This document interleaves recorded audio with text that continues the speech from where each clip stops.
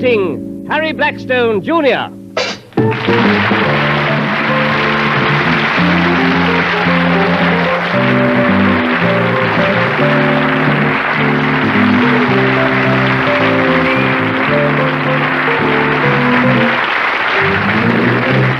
Good evening, and thank you. Here's a little something that perhaps some of you have seen before, but if not, I invite you to watch, and watch carefully, because it has to do with this bird in a cage, a canary.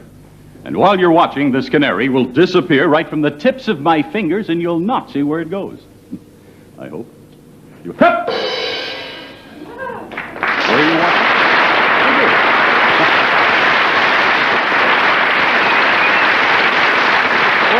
I heard that. Just a moment. I don't know if you happened to hear the remark, the gentleman right over here. He said, "Up your sleeve."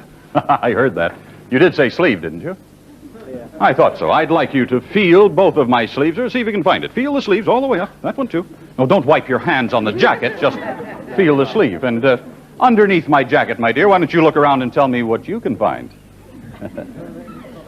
I beg your pardon, what do you mean, not much? Oh, I see. Going to be one of those.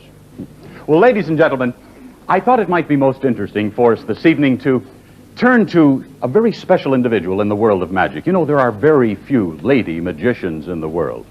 Those who perform ladylike magic are even fewer. But we have the finest. Her name is Valérie.